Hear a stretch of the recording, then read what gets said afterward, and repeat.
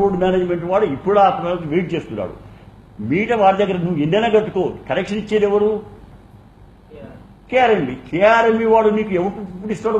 వాడి చేతిలో వాడికి ట్రిబ్యునల్ వాడు వీడికి ఇన్ని నీళ్లు వీడి నీళ్లు, నీకు నీళ్ళు అలాట్మెంట్ లేకపోతే నువ్వు ఎంత పెద్ద బిల్డింగ్ అనుకుంటే ఎలక్ట్రికల్ కనెక్షన్ వాడు ఎక్కడ ఇస్తాడు? పర్మిషన్ లేనిది ఆలోచించుకోవాలి కదా. ఏమీ లేదు, అసలు కట్టడానికి ఏమీ లేదు.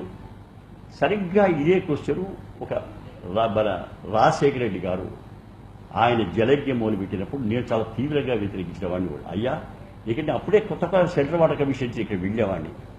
మీకు ఎలాంటి పర్మిషన్స్ లేవు, నీళ్ల కేటాయింపులు లేవు, ఏమీ లేకుండా మీరు 84 ప్రాజెక్టులు తీసుకుంటున్నారు. వాళ్ళు పోలవరం లాంటి ప్రాజెక్టుకి ఇనిషియల్ సైట్ క్లియరెన్స్ కూడా లేదు.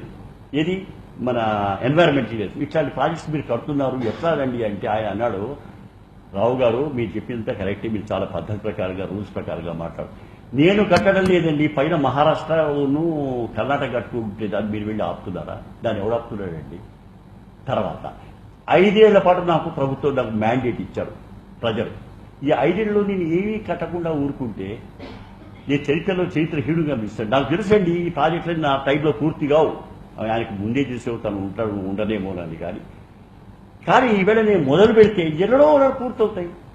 మరి ఆయన అనుకుంటేగానే పోలవరం పూర్తయిందా లేదా? పోలవరం అంటే దాదాపు పొలిచిగా పూర్తయింది కదా.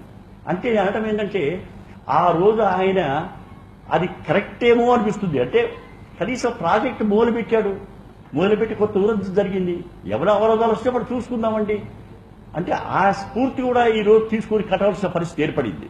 లేకపోతే ఈ వేళ కట్టడానికి మీరు 4 ఏళ్ళు దాటి కడితే దీనికి 10 రెట్లు అవుతుంది కాస్ట్.